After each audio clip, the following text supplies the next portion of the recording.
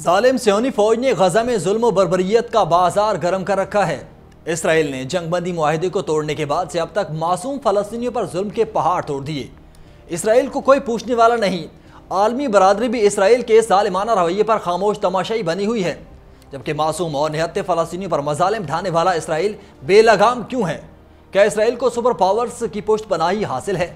اور ممالک جو کہ بہت دیر سے غزہ میں جنگ بندی کا راگ آلاپ رہے تھے، وہ آخر اس منظر سے کیسے غائب ہو گئے؟ ان تمام پہلوؤں پر کریں گے بات آج کے اس ولاگ میں۔ آپ دیکھ رہے ہیں 92 نیوز ڈیجیٹل اور میں ہوں آپ کے ساتھ وقاص فاروق۔ تو ویورز، اسرائیلی فوج کی غزہ پر وحشیانہ بمباری جاری ہے، جہاں خیمہ بستیوں اور اسپتالوں کو نشانہ بنایا گیا، جس کے نتیجے میں مزید 61 فلسطینی شہید، جن میں سے ایک صحافی بھی شامل ہے۔ غیر ملکی میڈیا کے مطابق اسرائیلی فوج نے رفح کا محاصرہ کر لیا، جس سے ہزاروں فلسطینی محصور ہو گئے۔ تو دوسری جانب اسرائیل میں نیتن یاہو حکومت کے خلاف بڑے مظاہرے کیے گئے، جن میں غزہ میں جنگ بندی معاہدے کی بحالی کا مطالبہ کیا گیا۔ دوسری جانب مغربی کنارے میں فلسطینیوں پر اسرائیلی مظالم کو بے نقاب کرنے والے فلسطینی فلم ڈائریکٹر حمدان بلال پر مسلح اسرائیلی آباد کاروں نے حملہ کیا۔ شاہدین کے مطابق 15 کے قریب فوجی وردی میں ملبوس اسرائیلی آباد کاروں نے حمدان کے سر اور پیٹ پر تشدد کیا اور ان کے گھر پر دھاوا بول دیا، جہاں فرش پر خون بکھرا ہوا تھا۔ فلسطینی ہدایت کار یوبال ابراہیم کے مطابق جب حمدان کو ایمبولنس میں اسپتال منتقل کیا جا رہا تھا تو اسرائیلی فوج نے حملہ کر کے انہیں گاڑی سے اتارا اور نامعلوم مقام پر لے گئے۔ اقوام متحدہ نے باضابطہ طور پر اسرائیل کو غزہ میں اپنے ہیڈ کوارٹر پر حملے کا ذمہ دار قرار دیا، جس میں ایک غیر ملکی اہلکار ہلاک اور 5 شدید زخمی ہوئے تھے۔ اقوام متحدہ کے سیکرٹری جنرل کے ترجمان سٹیفن دوجار کے مطابق 19 مارچ کو دیر البلا میں اقوام متحدہ کے کمپاؤنڈ پر ہونے والا حملہ اسرائیلی ٹینک کی گولہ باری کا نتیجہ تھا۔ اقوام متحدہ نے غزہ میں اپنے غیر ملکی عملے کی عارضی واپسی کا فیصلہ کیا اور اسرائیلی حملوں میں الجزیرہ کے رپورٹر حسام اور ایک صحافی منصور کو بھی شہید کر دیا۔ وسطی علاقے میں شہید ہونے والوں میں زیادہ تر خواتین اور بچے شامل ہیں۔ ویورز، غزہ میں اب بھی کھانے پینے کی قلت ہے، ایندھن نہیں ہے، طبی سامان نہیں ہے اور کھانا پکانے کے لیے گیس بھی دستیاب نہیں۔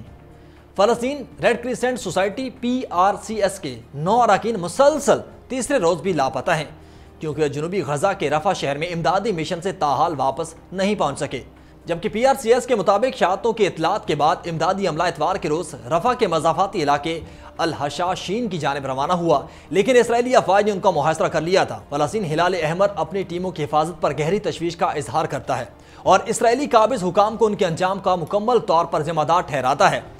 ادھر اقوام متحدہ نے غزہ میں عملے کی تعداد کم کرنے کا اعلان کر دیا۔ سیکرٹری جنرل اقوام متحدہ کا کہنا ہے کہ غزہ میں صورتحال خطرناک ہو چکی، 100 میں سے 30 اراکین حفاظت کے لیے غزہ چھوڑ رہے ہیں۔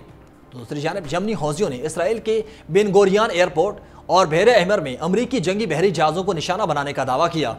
میزائل حملوں پر تل ابیب میں سائرن بج اٹھے، خوفزدہ اسرائیلی شہری پناہ گاہوں کی طرف دوڑتے نظر آئے۔ اسرائیلی فوج نے میزائل حملے ناکام بنانے کا دعویٰ کیا، جبکہ شام میں دریا کے قریب اسرائیلی حملے میں 5 افراد شہید ہوئے۔ اماراتی صدر شیخ محمد بن زائد نے امریکی صدر ڈونلڈ ٹرمپ سے ٹیلی فونک رابطے میں غزہ کی سنگین انسانی صورتحال پر تشویش کا اظہار کیا۔ امریکی صدر ڈونلڈ ٹرمپ اور اماراتی صدر شیخ محمد بن زائد میں ٹیلی فونک رابطہ ہوا، جس میں مشرق وسطیٰ اور غزہ پر طویل گفتگو کی گئی، اور اس دوران صدر ڈونلڈ ٹرمپ اور اماراتی صدر نے غزہ جنگ بندی اور علاقائی استحکام کو برقرار رکھنے پر گفتگو کی۔ ناظرین، اس موقع پر شیخ محمد بن زائد نے غزہ کی سنگین انسانی صورتحال پر تشویش کا اظہار کیا اور غزہ میں فوری امداد یقینی بنانے کی ضرورت پر زور دیا۔ اماراتی صدر نے کہا کہ 2 ریاستی حل ہی امن و استحکام کی ضمانت دے گا۔ اس کے علاوہ دونوں صدور کے درمیان امریکہ امارات میں تمام شعبوں میں تعلقات مضبوط بنانے پر بھی بات چیت کی گئی۔ اور ادھر اسرائیلی صدر نے کہا کہ وہ اس امر پر بہت حیرت زدہ ہیں کہ غزہ میں حماس کی قید میں موجود اسرائیلی قیدیوں کی رہائی اب حکومتی اہم ترجیح نہیں رہی۔ یہ دوسرا موقع ہے کہ انہوں نے حکومت کی نئی جنگی پالیسیز پر بھی تنقید کی۔ اس سے پہلے بھی وہ جنگ بندی معاہدہ توڑ کر جنگ شروع کرنے کے اقدام کو ناقابل تصور قرار دے چکے، اور صدر نے کہا کہ میں مکمل حیرت زدہ ہوں کہ مجھے اچانک پتہ چلا کہ قیدیوں کی رہائی کو حکومتی ترجیحات کی فہرست سے نکال دیا گیا۔ ان کا یہ بیان ان کے دفتر نے ویڈیو کی شکل میں جاری کیا۔ اسحاق ہرزوق نے ویڈیو بیان میں کہا، یہ ضروری تھا کہ ہم اپنے قیدیوں کو غزہ سے واپس لانے کے لیے اپنا کام جاری رکھتے تاکہ وہ اپنے گھروں میں ہوتے، اور یہ کوششیں اس وقت تک جاری رہتی جب تک آخری قیدی واپس نہ آ جاتا۔ ہمیں کبھی بھی اس کو اپنی آنکھوں سے اوجھل نہیں کرنا چاہیے۔ ایک قوم کے طور پر اسے اس وقت تک آگے رکھنا چاہیے جب تک ایک ایک قیدی اپنے گھر کو واپس نہیں پہنچ جاتا، اور یہ ہماری قومی کوشش کا حصہ ہونا چاہیے۔ اسرائیلی صدر وزیر اعظم نیتن یاہو کی پالیسی پر سخت پریشان ہیں۔ اگر قیدیوں کی بات کریں تو اب بھی 58 اسرائیلی قیدی غزہ میں حماس کی قید میں ہیں، جن میں سے 34 کے بارے میں اسرائیلی فوج کا کہنا ہے کہ وہ ہلاک ہو چکے، جبکہ حماس نے بھی اسرائیلی فوج کو ایک سے زائد بار خبردار کیا کہ اسرائیلی فوج کی اندھا دھند بمباری کے نتیجے میں خود اسرائیلی قیدیوں کی جانوں کو بھی خطرہ ہو سکتا ہے۔